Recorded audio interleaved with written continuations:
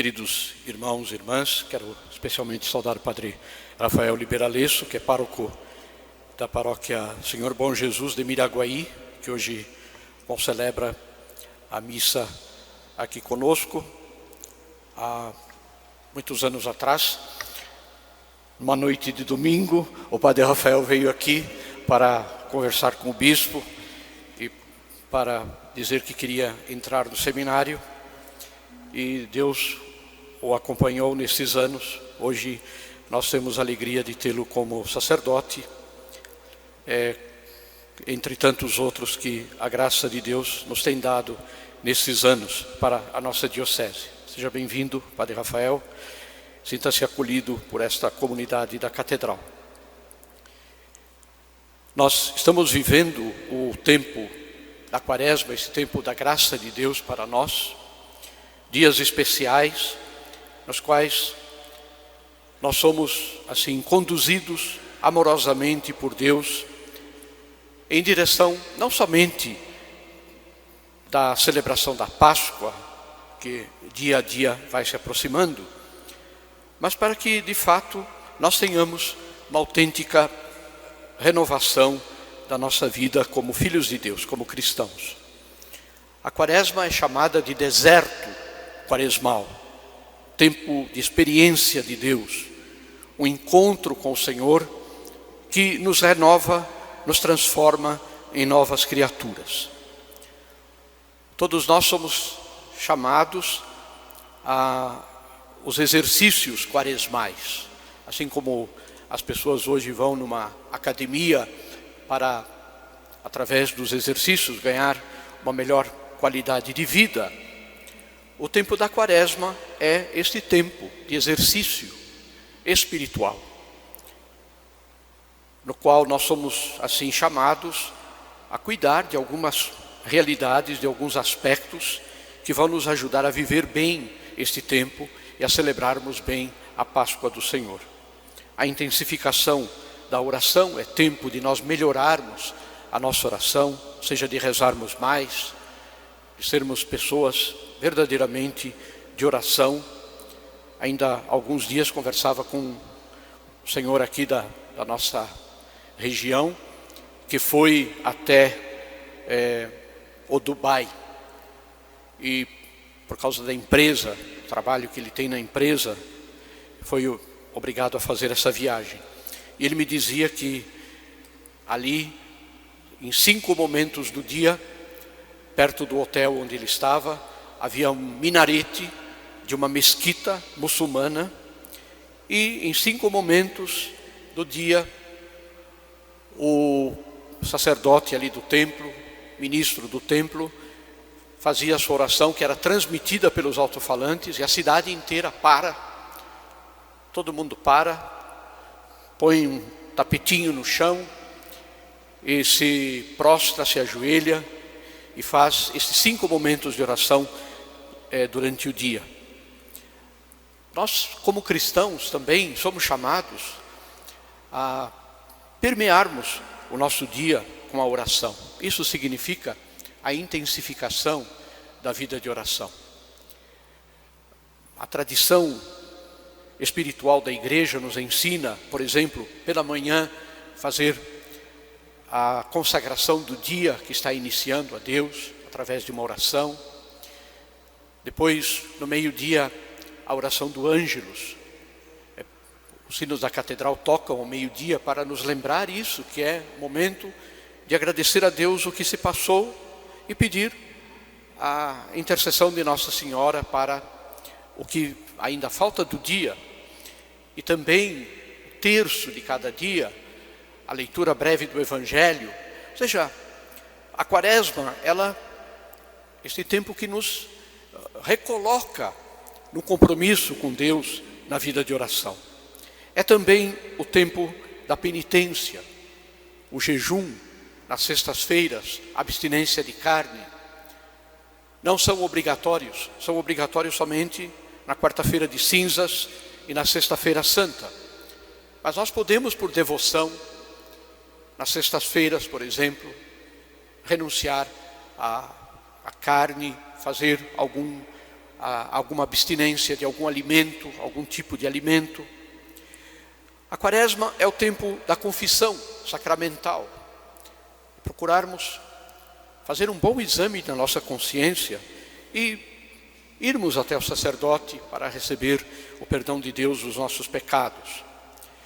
A quaresma é o tempo da caridade fraterna. Quantas faltas de caridade no nosso dia a dia acontecem? Muitas vezes na vida da família, uma palavra mais dura, uma incompreensão, algo de grosseria que pode afetar o relacionamento entre o marido e a mulher, entre os pais e os filhos com os pais, irmãos com irmãos. É um tempo de retomar a caridade, a compreensão pelas pessoas. E tudo isso, naturalmente, incrementado pela graça de Deus, tem uma finalidade. É a finalidade que nós hoje escutamos no Evangelho, o Evangelho da transfiguração de Jesus. Jesus se mostra na sua divindade, um pouco da sua divindade, e quem ele de fato é, de verdade. As pessoas viam Jesus como um ser humano qualquer, mas nosso Senhor é o Filho de Deus, o Verbo de Deus que se fez carne. E na transfiguração, preparando os discípulos para a paixão e morte na cruz, para que eles não se assustassem tanto com a morte de Jesus, ele, no Monte Tabor, se transfigura diante dos discípulos. E este tempo quaresmal é também o tempo que tem como finalidade produzir em nós este efeito de transfiguração. O pecado desfigura, apaga, borra a imagem de Deus em nossa vida. E o tempo quaresmal é um tempo para nós voltarmos para Deus, para que nós sejamos também transfigurados e a imagem de Cristo possa de verdade prevalecer em nossa vida. É, portanto, um tempo de sair dessa situação da desfiguração produzida pelo pecado e a graça de Deus nos transfigurar e gravar em nós a imagem de Cristo. As leituras bíblicas, e hoje de certa forma nos fazem compreender esta realidade. A primeira leitura, um trecho do capítulo 15 do livro do Gênesis, nos mostra a aliança que Deus realiza com Abrão.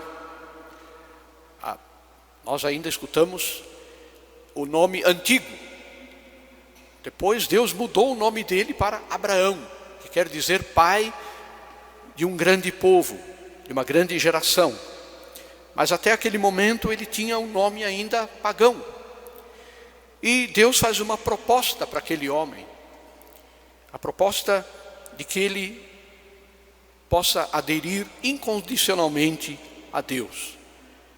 Abrão aceita a proposta de Deus, confia em Deus, obedece a Deus e é para nós, portanto, um exemplo na nossa vida. Nós chamamos Abraão o pai da nossa fé, porque de certa forma ele recebeu de Deus este convite de uma absoluta confiança em Deus. E neste tempo da quaresma nós também, queridos irmãos, somos chamados a ter esta confiança em Deus. Muitas coisas na nossa vida, muitas vezes nos levam a desconfiar de Deus, a pensar que talvez Deus não esteja cuidando de nós, a ter a impressão de que por causa dos problemas, das dificuldades que nos afligem, que Deus tenha abandonado a nossa vida. Essa é uma terrível e grande tentação que pode nos afligir. Deus nunca nos abandona. O mundo inteiro pode nos abandonar, pode ficar contra nós, mas quem tem fé e quem acredita em Deus, sabe que Deus jamais nos abandona. E portanto, esta primeira leitura nos ajuda a renovar a nossa confiança em Deus nosso Pai. Depois ouvimos a segunda leitura da carta aos Filipenses. São Paulo nos ensina que a nova aliança de Jesus ela se realiza a partir do batismo. A festa da Páscoa é a festa da renovação do nosso batismo. E, portanto, a nossa fidelidade a Deus se apresenta assim como uma renovação do nosso batismo. Hoje pela manhã, fazendo crisma ali em Cerro Grande, paróquia Nossa Senhora das Graças de Cerro Grande, os crismandos fizeram a renovação das promessas do batismo.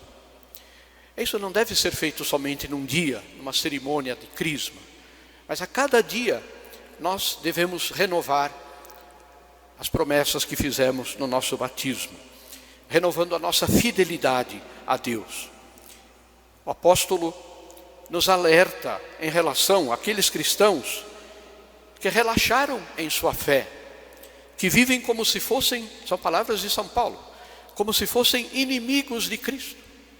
Que coisa terrível isso, alguém ser inimigo de Cristo. Ou seja, renegar a sua fé, renegar o que acredita, por razões humanas, por razões de interesse pessoal, por esquecer de Deus, por achar que Deus está longe de nós, então pode-se viver e pode-se fazer o que se bem entende. É um alerta que o apóstolo São Paulo nos faz nesta segunda leitura.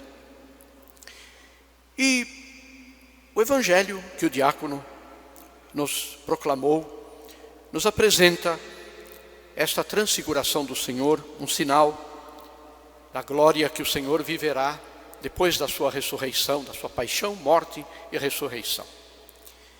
O que Jesus quer nos ensinar com a sua transfiguração? Quer nos ensinar que a graça de Deus que Ele nos dá, ela nos transfigura. Quem está desfigurado pelo pecado é porque se recusa a receber a graça de Deus em sua vida.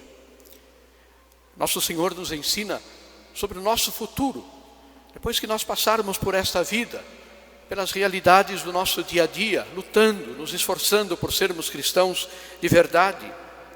O que nos espera na vida eterna? A transfiguração. Sermos a imagem e semelhança de Cristo, ou seja, Cristo vivo em nós, Cristo presente em nós, viver no céu esta comunhão com Cristo, que nós aqui semeamos, acolhendo a graça de Deus. E é por isso que nós estamos aqui. Cada celebração dominical é isso, é um momento, uma oportunidade de nos transfigurar. De certa forma, aqui nós também contemplamos a glória de Cristo através da Sagrada Liturgia.